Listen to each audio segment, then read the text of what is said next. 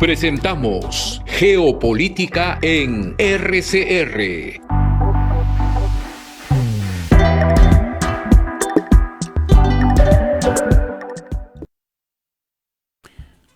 Muy buenas noches, estimados amigos. Un cordial saludo a todos quienes nos acompañan en directo en este uso horario, hora del Perú, a quienes nos van a acompañar o tener la oportunidad de ver y desarrollar sus propias reflexiones en otros usos horarios, a los que estén también en este momento en otros usos horarios en otras partes. Esta noche seguramente ya terminó la Asamblea General de las Naciones Unidas conmemorando el 80º aniversario de su creación. La presidenta, la exministra del Ambiente y me parece que canciller también de Alemania, la señora Annalena Baerbock, ya debe haber emitido su discurso de clausura. De tal manera que más adelante podemos retomar este tema. Hoy día tenemos nuevamente el honor y el placer de contar con la contribución de un destacado, no solamente embajador de carrera del Servicio Diplomático del Perú, con destinos importantes tanto en estados bilaterales o en organismos internacionales, en los cuales él tiene una experiencia muy grande, pues ha estado en Austria, donde es la sede de la organización que tiene que ver con el control de armas nucleares, también en Ginebra y en Nueva York. Juan Álvarez Vita, nuestro amigo, a quien conocemos hace muchos años y que también tuve oportunidad de saludarle cuando ejercía la representación del Perú como embajador en Cuba hace ya bastantes años. Él ha estado en sitios muy importantes, tanto de América como de Europa y de Asia. También ha estado en Indonesia. No quiero extenderme en esto, él es bastante conocido, pero para aquellos que no supiesen, me he permitido hacer esta referencia a su muy extenso currículum. Bienvenido nuevamente, mi querido Juan. Vamos a abordar este tema y quiero decir que en esta ocasión su talento y nuestro talante va a estar centrado en la mayor objetividad, porque sobre el tema enunciado para nuestro programa de hoy y lo que se esperaba relacionado a esto, pero no en todo, de la Asamblea General de las Naciones Unidas, ha habido mucha propaganda y bastante desinformación, a la par que muchas expectativas absolutamente irrealizables y algunas de ellas en el puro ideal. El tema central es entonces cómo podrá luego convivir dos estados en paz, Israel y un estado palestino, que es una solución que por muy difícil que sea, ha sido la meta de largo plazo, la meta difícil de alcanzar, pero la meta al fin y al cabo, suscrita por la comunidad internacional en su inmensa mayoría y por los propios actores en distintas etapas muy dolorosas, algunas de ellas, del proceso mundial y en particular de las relaciones en el Oriente Medio o Próximo Oriente, como quiera decirse. Mi pregunta inicial es, Juan, ¿cómo ves el término de esta Asamblea General para luego pasar al tema principal que nos interesa? Porque es inseparable una y otra cosa. Creo que la Asamblea para todos ha sido un desabillé, un mostrarse de todas las personalidades, estados y tendencias. Es algo así como el estado del mundo, como una especie de reporte mundial. Aquí estamos los seres humanos en nuestras distintas posiciones. Te doy la palabra entonces. Bienvenido, muchas gracias. Manolo, muy buenas noches. Ante todo quisiera agradecerte por esta gentil invitación tuya para participar en este programa tuyo que es muy conocido. Es sabido que tú sueles invitar a gente muy capacitada en determinados temas y a eso se debe también pues el prestigio que tiene este programa conducido además. Bueno, no voy a hacer una presentación de tu persona, aunque la verdad es que no me faltarían ganas de hacerlo. Somos amigos, pero más amigos de la verdad. Continúa nomás. Somos amigos de la verdad y de la imparcialidad. Eso es algo que creo conveniente resaltar. El tema este de la convivencia de dos estados está referido en el contexto de la Asamblea General de las Naciones Unidas, que está conmemorando los 80 años de su nacimiento, de su creación. Está referido concretamente a la situación de Israel y de Palestina, que es una herida que no ha cicatrizado en estos 80 años, que sigue todavía siendo un factor de desestabilización a nivel mundial, que pone en riesgo la paz, no solamente en el Oriente Medio, sino hoy día a nivel universal. Esto creo que ha llamado la atención general del público, no solamente en el Perú, sino en todos los países, pero puedo imaginarme que muchas de las personas que han seguido este caso podrían tener una desorientación que no es por culpa de ellos, sino debido a la guerra de la información en la que se está viviendo, lo que se llaman las fake news, las noticias falsas, pero ya no solamente difundidas, sino con tecnologías muy modernas como las de la inteligencia artificial. Entonces sintonizamos algún programa, ya sea directamente por una computadora, un ordenador o como se le quiera llamar, y podemos ver a una persona a la que conocemos, que ubicamos, la reconocemos por su voz, por sus gestos y por todo, y después resulta que es una creación y no hay absolutamente nada de cierto en ese mensaje. Entonces, para los que analizamos el panorama internacional, tenemos que ensayar nuevas formas para verificar la certeza o la falsedad de las afirmaciones. Eso puede tomar a veces algunas horas, porque tenemos que comparar distintas fuentes y ver qué entidades las han recogido y qué es lo que ocurre. Aparte de eso, en este periodo de sesiones de las Naciones Unidas, no es que haya habido una cantidad considerable de noticias falsas, sino que comparando los discursos y las intervenciones que los representantes de los distintos estados han tomado en este último periodo, observamos diferencias sumamente grandes, y concretamente en lo que se refiere al caso de Israel con Palestina.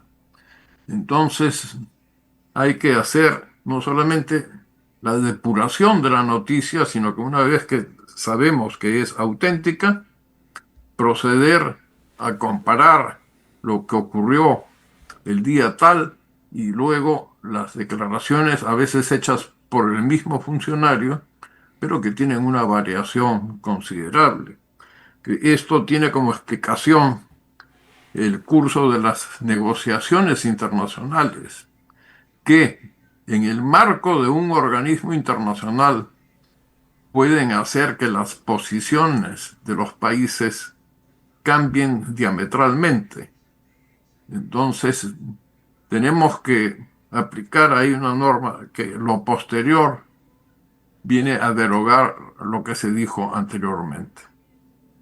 En este caso que estamos abordando hoy día, pues la situación es mucho más compleja, porque justamente el día de hoy los Estados Unidos e Israel anunciaron que iban a dar a conocer el resultado de sus deliberaciones producidas hoy día en las primeras horas de la mañana.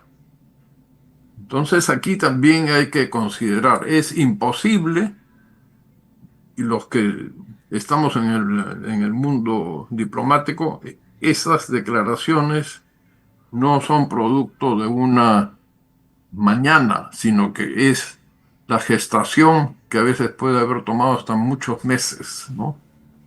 Pero hay, hay algunas cuestiones aquí que valdría la pena analizar, ¿no? Y es que se ha centrado casi toda esta Asamblea General en el caso precisamente de la situación de Israel y de Palestina y la cuestión del reconocimiento del Estado palestino.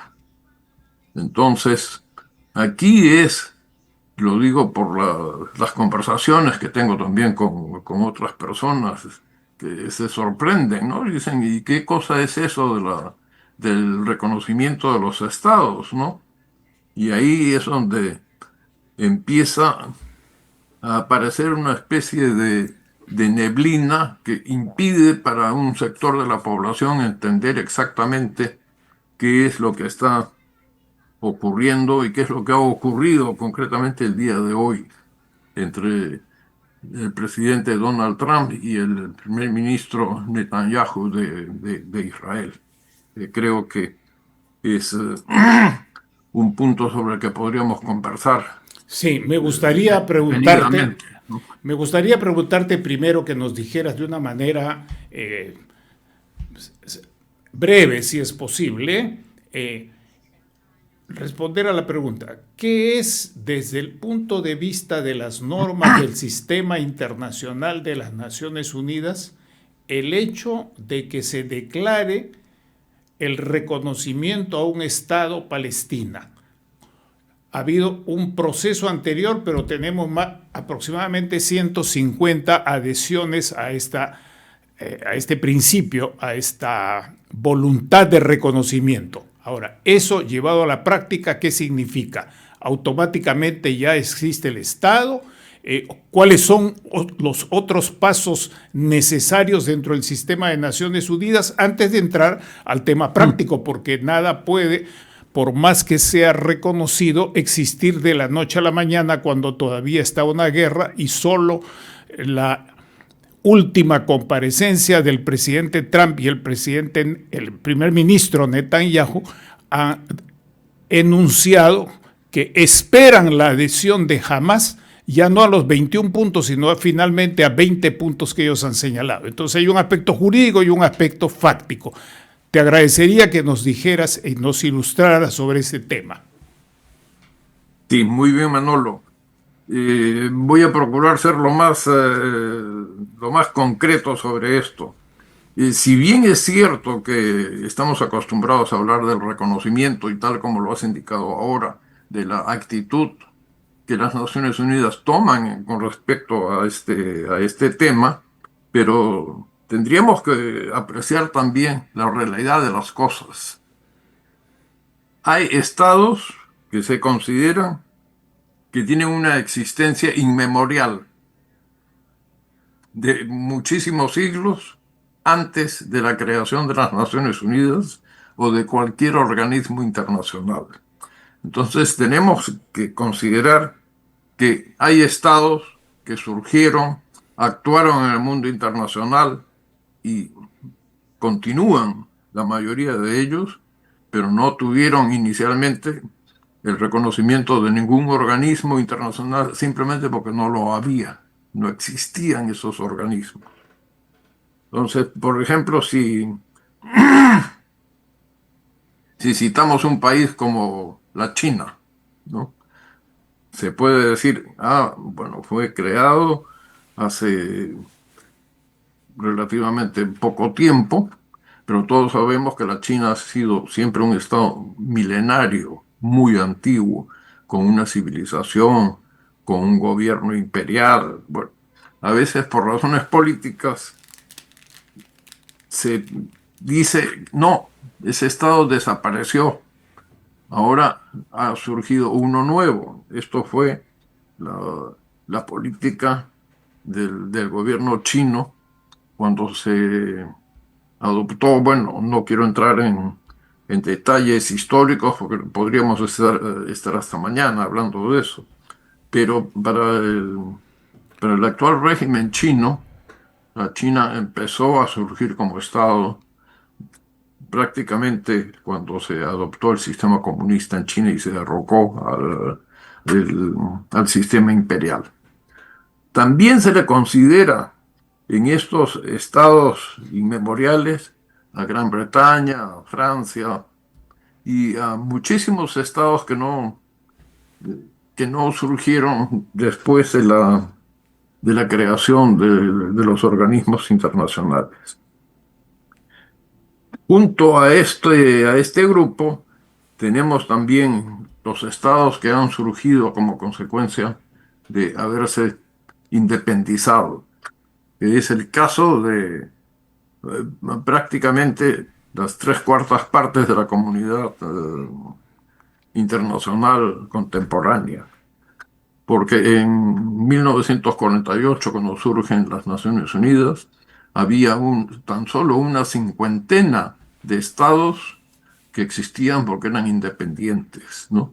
Y tenían un gobierno, tenían una población ya establecida en un determinado territorio.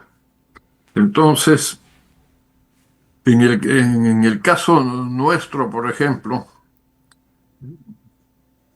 se obtuvo la independencia de la metrópoli española y España en un momento dado reconoció también que existía un Estado independiente que es el de Perú. Bueno, y ese fue prácticamente la misma situación para todo el continente americano. Pero nosotros somos países ya con un reconocimiento bastante antiguo si comparamos a muchos países africanos y del de Asia. Asia que han surgido con posterioridad a las Naciones Unidas como consecuencia del proceso de descolonización y del principio del reconocimiento universal al derecho a la libre determinación de los pueblos. Entonces, esa es la otra forma. Tenemos también la fusión, cuando dos estados se unen y pasan a conformar un solo estado. Tenemos también la secesión, cuando se produce el fenómeno opuesto, ¿no? Se divide un país en dos. Y no estamos hablando con ejemplos muy antiguos.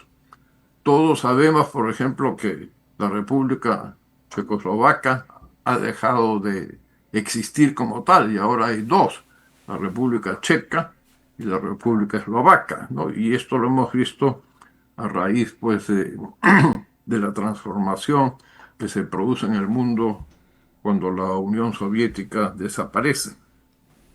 Y finalmente tenemos la cuestión ya directamente aplicable para el caso que nos ocupa esta noche, que es la creación de un Estado por decisión de un organismo internacional, que es cuando se crea Israel por una resolución de las Naciones Unidas en 1947. Ahí, por razones que también entrar a la gestación histórica de esta situación nos podría consumir no solamente horas, sino días, ¿no? ¿Por qué surge Israel como Estado y no surge un Estado como Palestina? Y aquí entramos directamente en la cuestión del reconocimiento. A raíz de la conformación de los organismos internacionales y principalmente ya en pleno funcionamiento de la Organización de las Naciones Unidas, se estableció la cuestión del reconocimiento de los estados. Entonces, también esto fue motivo de una solicitud a la Corte Internacional de Justicia para que definiera en qué casos y qué era lo que ocurre con un reconocimiento. Vendría a ser, en muy pocas palabras, la capacidad de ser titular de derechos y deberes internacionales y que tiene capacidad para hacer valer esos derechos mediante reclamaciones internas. Entonces, esta situación es la que motivó que Israel pudiera establecerse como Estado, pero no Palestina. Pero aquí tenemos que considerar otro aspecto, y espero no confundir a nuestros oyentes con tantos puntos, pero en la Carta de las Naciones Unidas se estableció que el reconocimiento de un Estado se hace a través de una votación por la Asamblea General de la ONU. Entonces uno diría, bueno, ahora en estos días, una serie de países que no reconocían la existencia del Estado palestino han votado a favor del reconocimiento. Han declarado. Pero ha declarado y ha votado, porque ha habido A una votación. una resolución con votación, que también es muy Así es. interesante ver las posiciones que se tomaron, ¿no? Pero ahí hay que considerar que existe otro artículo que tiene que ser con el visto bueno del Consejo de Seguridad de las Naciones Unidas. Ese Consejo de Seguridad está integrado por 15 estados, de los cuales 5 son los que se llaman permanentes. O sea, todo el tiempo tienen una membresía en ese consejo. Y esos estados gozan de lo que coloquialmente se conoce como derecho de veto, aunque esa palabra no la van a encontrar en la Carta de la ONU. Pero efectivamente, de la interpretación que se hace, porque se hace una Así es. clasificación de cómo tienen que ser las votaciones y dividen la materia en asuntos de procedimiento y los que no son de procedimiento. Entonces, en el grupo de lo que no son de procedimiento, tiene que haber unanimidad de los 5. Es suficiente que un Estado se oponga para que inmediatamente no pueda continuarse adelante con ningún proyecto de resolución. Entonces, en este momento, sobre todo después de esta votación que ha habido en días pasados en la ONU, el único país de los 5 miembros permanentes que se opone al reconocimiento de Israel es el reconocimiento De de Palestina. Palestina es Estados Unidos. Entonces, no puede funcionar por ahí. ¿Cuáles son las consecuencias? Las consecuencias son que, por ejemplo, Palestina no tiene derecho a presentar ninguna demanda ante la Corte Internacional de Justicia. En este momento ha sido Sudáfrica la que ha denunciado a Israel por violaciones a la Carta de las Naciones Unidas, violaciones a los derechos humanos y una serie de circunstancias más. Entonces, Sudáfrica ha asumido, de hecho, las funciones que teóricamente deberían corresponderle a Palestina. Entonces, esto es colocar a Palestina en una situación de disminución, de no reconocimiento, no puede actuar, no, es como si no existiera. Que digo, como si no existiera, y lo repito, porque no podemos negar que hay ahí una situación que hoy en día ya la mayoría de la comunidad internacional ha reconocido que Palestina es un Estado. He procurado dar una explicación lo más simple posible, ¿no?, dentro de toda esta maraña de tecnicismos de carácter jurídico que se desprenden de la Carta misma de las Naciones Unidas. Muchas gracias, Juan. A mí me parece muy claro y hay que decir que estos tecnicismos responden a los criterios que tuvieron los fundadores para resolver problemas del ejercicio del poder mediante la representación y la decisión de su voto. No son cuestiones estrictamente técnicas, que tú las has resumido muy bien, sino que detrás hay eso representa una forma de ejercer las relaciones de poder. Pero dejando esto de lado, hemos llegado a un punto en el que hay votaciones en favor, declaraciones que no estuvieron en las votaciones anteriores, declaraciones en favor. Y hoy día se presentan el presidente Trump con Netanyahu con sus 20 puntos para resolver el problema de la guerra en mutuos intereses, no solamente en términos de Gaza e Israel, Gaza-Israel, que así se ha dicho, sino del contexto de los otros estados concernidos. Y esto significa que no hay en esas declaraciones, en esos acuerdos, ninguna voluntad de reconocimiento automático al Estado de Palestina, sino que más bien se señala ahí la necesidad de que la Autoridad Nacional Palestina pueda ejercer funciones de gobierno en toda Gaza. Y hoy Gaza sigue todavía mediante una votación de los gazatíes dirigida por Hamás, que está en este conflicto. Quiero centrar en este asunto lo siguiente. Mientras no se resuelve el problema de la paz y otros elementos, es más difícil que se reconozca en la práctica, que se constituya en la práctica un Estado palestino que tiene que tener gobierno, que tiene que tener territorio, que tiene que tener otras características de gobierno como la soberanía, aunque ningún país es absolutamente soberano, pero sí esos elementos que son fundamentales.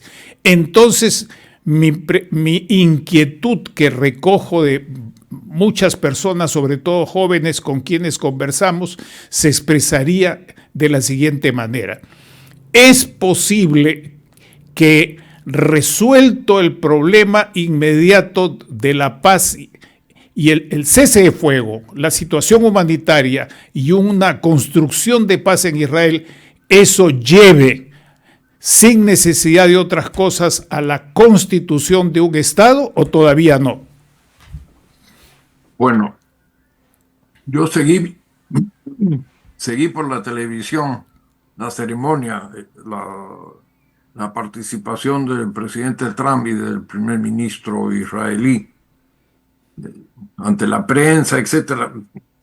Pero si bien tengo que reconocer que estaba todo muy bien estudiado, etcétera, pero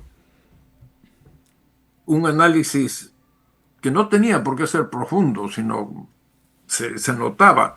Ahí estamos prácticamente en el problema de qué es primero, el huevo o la gallina, ¿no?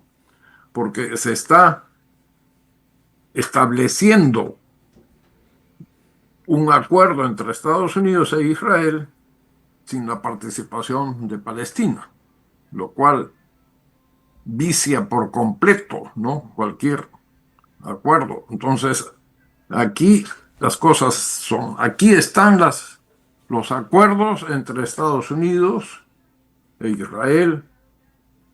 El primer ministro israelí tuvo elogios diciendo que nunca había habido ningún presidente norteamericano tan amigo de Israel como era el presidente Trump. Pero, ¿dónde está la voz palestina, ¿no? Entonces, aquí, para resumir, es como diciendo, ese es el acuerdo que hay entre Estados Unidos e Israel, y si Palestina desea, lo acepta con estas condiciones o no. Es prácticamente eso, y en realidad es un ultimátum por parte de los dos estados, me refiero a Estados Unidos y a Israel es un ultimátum que le dan a Palestina. Entonces, ¿cómo podría Palestina aceptar todas las condiciones, los acuerdos que se han establecido ahí, ¿no? Por ejemplo, la liberación en menos de 72 horas de los rehenes que aún están en poder de Hamas. Yo creo que no existe nadie que pueda aprobar el acto terrorista de Hamas de haber tomado como rehenes a esos ciudadanos israelíes. Y de Eso otras es naciones. inaceptable. Y ya se ha discutido mucho de la desproporción con que Israel ha tomado las cosas, porque realmente la propia Comisión Internacional nombrada por la ONU ha reconocido que se trata de un caso de genocidio muy claro, ¿no? Es un genocidio que además trae aparejado una serie de violaciones a otros tratados internacionales. Se dirá que Estados Unidos no forma parte de esos tratados, pero hay lo que se conoce jurídicamente como el jus cogens, es decir, hay cosas que van contra la ética, ¿no? No se puede torturar a nadie y lo que hay en este momento pues es una tortura colectiva. Lo que está haciendo Israel en este momento, sin considerar ya la cantidad enorme de niños que han fallecido de hambre, ¿no? Aparte de los que han muerto por las explosiones, por el bombardeo, mujeres que no han participado en ningún momento en actitudes bélicas, lo mismo hombres, ¿no? O sea, todo lo que se conoce como la civilicidad de los palestinos, ¿no? Están ahí sufriendo. Y después este acuerdo entre Estados Unidos e Israel, en la que en el fondo se está reconociendo la posibilidad de que los palestinos puedan obtener refugio en otros países, ¿no? Esto ya es colocar una puerta y cerrarla inmediatamente, porque los mismos países árabes, que serían, digamos, los más llamados por razones culturales, religiosas y de todo orden de cosas, de aceptar a los grupos palestinos. Pero aquí, cuando uno analiza este acuerdo, se trata, bueno, el ideal es que los palestinos puedan salir de la franja de Gaza. Se va a recuperar, a restaurar, a reconstruir la franja, los edificios, los servicios de agua, de alcantarillado, de todo, pero el argumento es que la población tendrá que salir de ese territorio para poder hacer esas obras, ¿no? Entonces, ahí nos acordamos también de lo que dijo el presidente Trump, que habría que convertir a la franja de Gaza en una riviera, ¿no? Para veraneo. Entonces, yo realmente estoy un poco decepcionado de estos acuerdos que se han tomado hoy día, porque mirando los intereses de toda la comunidad internacional, este es un punto que afecta no solamente a Estados Unidos, no solamente afecta a Israel, afecta a todos, nos afecta también a nosotros, desde muchísimos puntos de vista. Entonces, no se ha dado un paso, a mi juicio, ¿no?, que conduzca a la solución del problema y al reconocimiento del Estado de Palestina.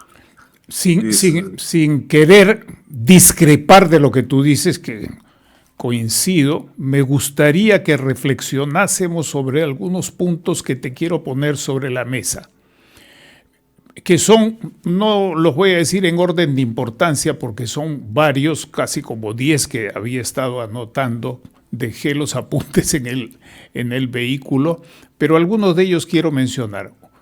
sin orden de importancia, enunciados. El presidente Mahmoud Abbas de la Autoridad Palestina, mediante una transmisión a distancia, esbozó una serie de puntos y de requisitos para el cese de la guerra y el reconocimiento de la agresión, una guerra de agresión, en respuesta a una operación muy bien calculada de parte de Hamas.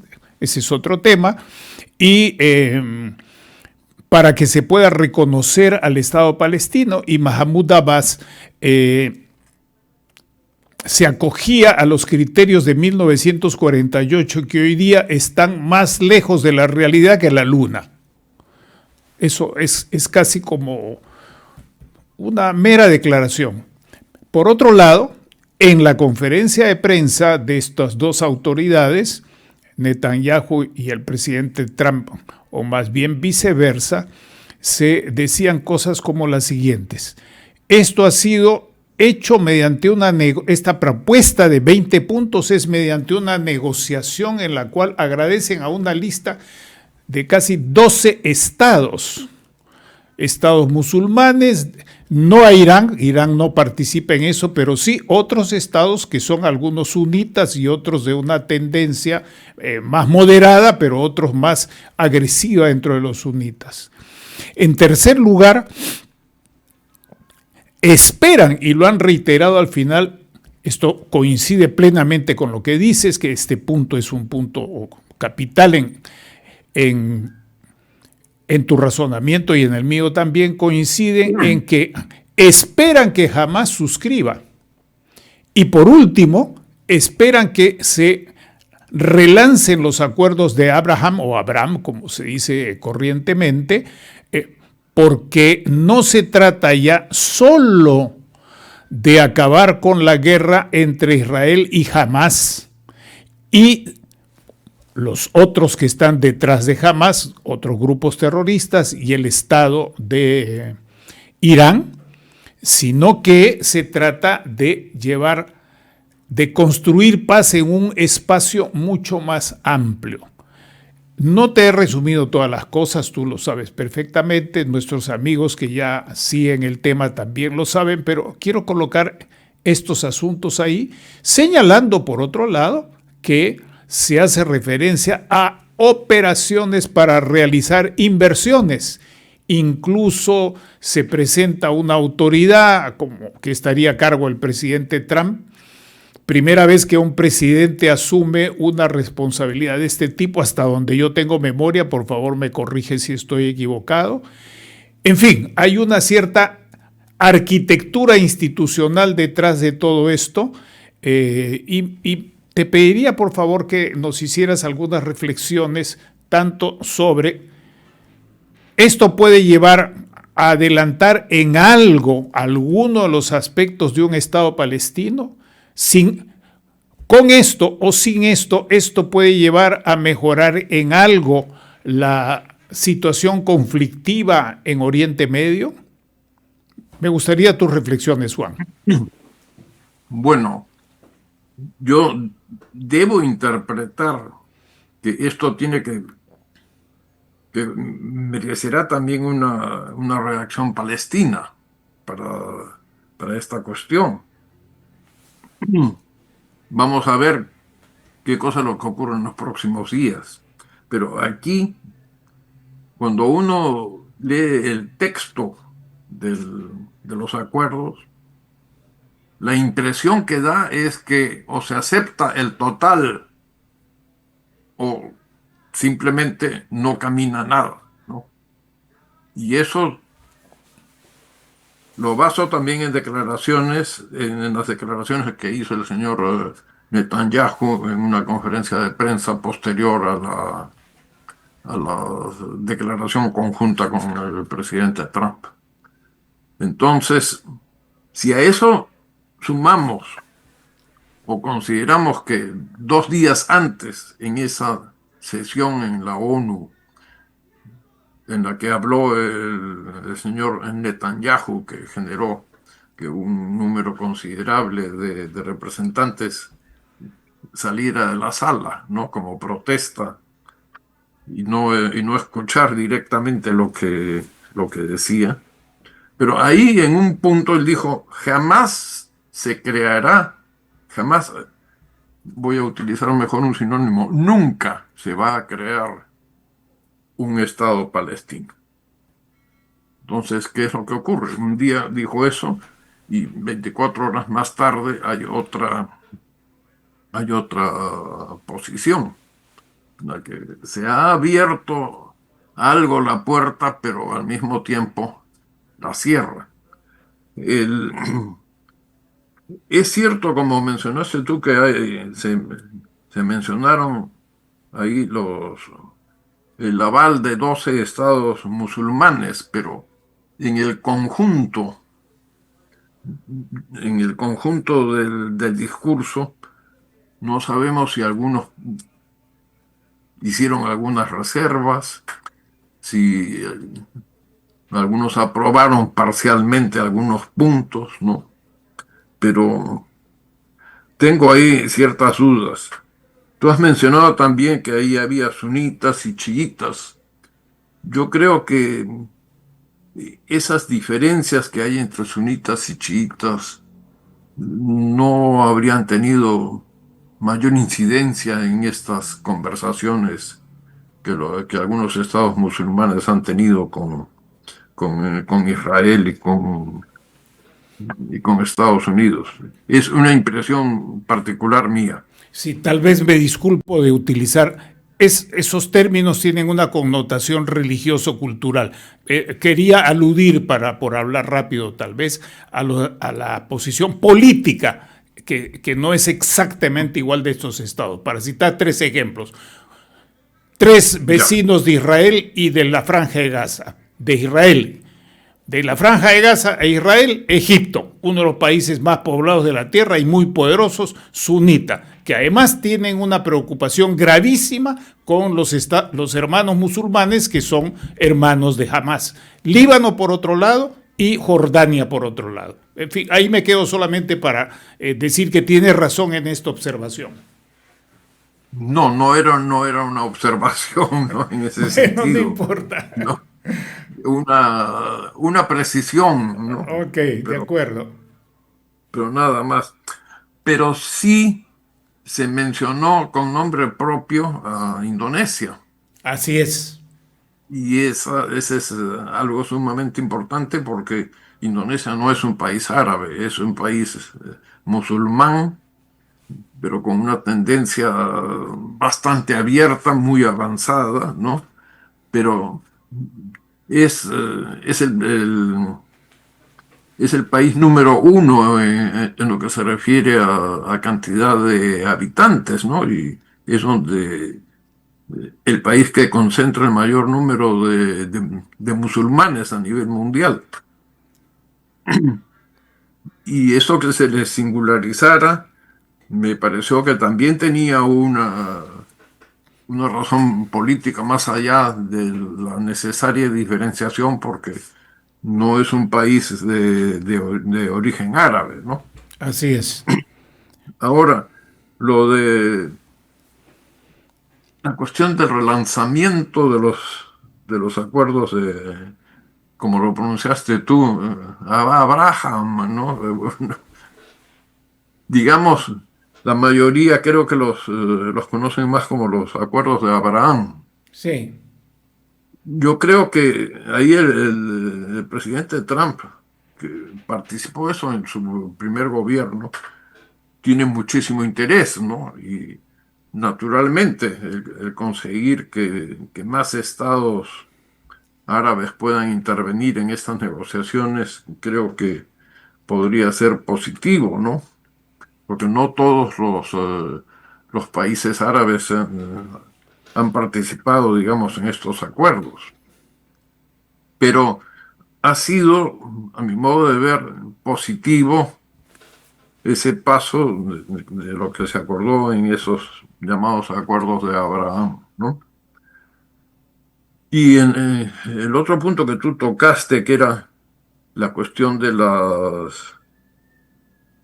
cooperación para las inversiones, aquí habría que ver si eso va a ser a favor de los palestinos, va a ser a favor del territorio de la Franja de Gaza. Es decir, hay, hay muchísimas preguntas para hacer con respecto a estos acuerdos dados a conocer el día de hoy. La exposición del presidente Trump fue también bastante larga, ¿no? Y se necesita también apreciar esto con más reflexión, porque cada línea, cada punto puede tener pues algo ahí escondido, alguna trampa que con habilidad lingüística se puede incluir ahí. Pero estos son algunos de los puntos que se refieren a eso. Ahora, tenemos que considerar también que el presidente de la Autoridad Palestina pudo participar porque se autorizó a que su declaración se formulara por vía Zoom, porque Estados Unidos no le dio la visa para poder entrar. Y con esto tenemos que recordar que algo que ya en otras oportunidades Estados Unidos ha hecho, ¿no? Se viola un tratado internacional, porque hay lo que se llama un acuerdo de sede. Acuerdo de sede, así es. Estados Unidos está obligado a dar una visa, ¿no? A los que van a participar en el evento. Y aquí no lo hizo. Entonces, naturalmente queda la posibilidad de que se le diga, bueno, si usted quiere, habrá un proceso ante la Corte y ya veremos. Pero cuando, en el hipotético caso de que así fuera, la sentencia de la Corte, que sería desfavorable a Estados Unidos, pero ya es una sentencia que se daría muchísimo tiempo después de haberse clausurado la asamblea, ¿no? Entonces eso es cuando se viola un tratado y se dice, no, estamos en un régimen de libertades, etcétera, recurra usted al Poder Judicial, tiene todos sus derechos, ¿no? Pero ese es un punto también que ha sido el de colocar pues a Palestina en una situación de inferioridad en todo sentido. Ahora, también hay que considerar varios de los estados árabes no están dispuestos a recibir a palestinos como refugiados, ¿no?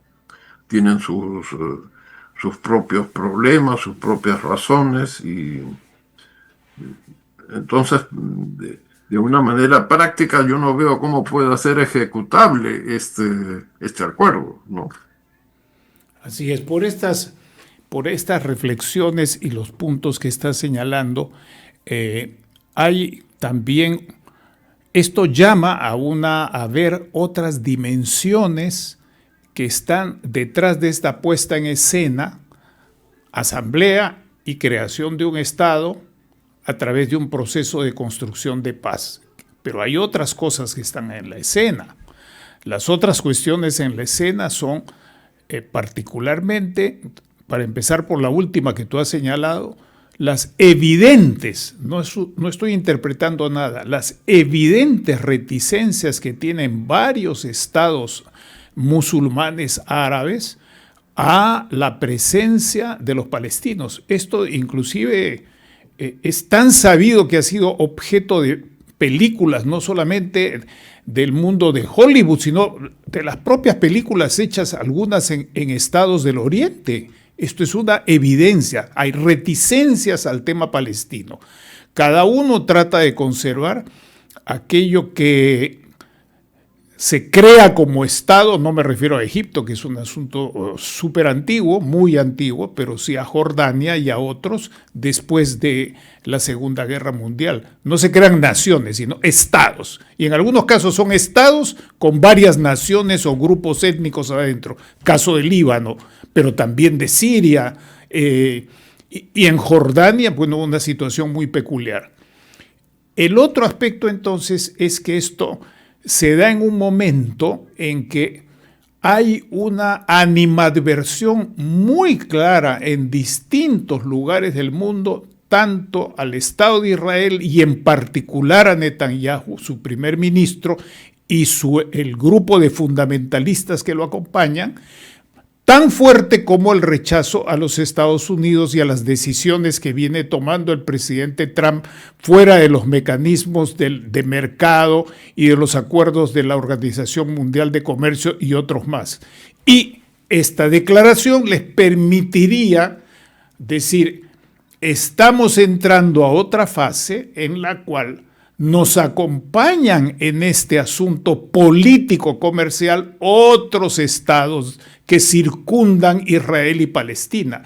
Pero mientras tanto, no hay que ser muy experto en ningún asunto de estos, mientras tanto se reagrupan o se fortalecen sus posiciones militares que están, podemos decir, bastante comprometidas no solamente allí, sino en otras partes del mundo.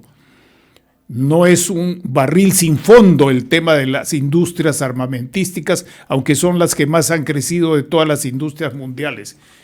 En resumen, hay otros aspectos en otras lecturas, algunas en general, la mayoría en desfavor de la actuación de Estados Unidos e Israel, pero otras pueden haber también en favor de que esto sea como una maniobra política, estratégica, pero también militar, para tomarse un respiro y tratar de buscar, no la iniciativa, pero no seguir en esa desescalada en su contra. ¿Cómo ves el asunto?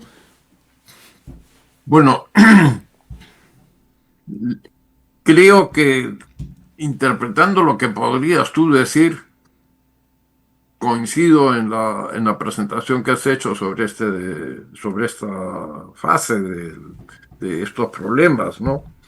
En realidad esto es comparable a un caleidoscopio, que lo vas moviendo y van apareciendo pues infinidad de figuras que se deshacen y luego aparecen transformadas y esas se deshacen otra vez. Bueno, has mencionado la cuestión de la industria de armamentos, ¿no?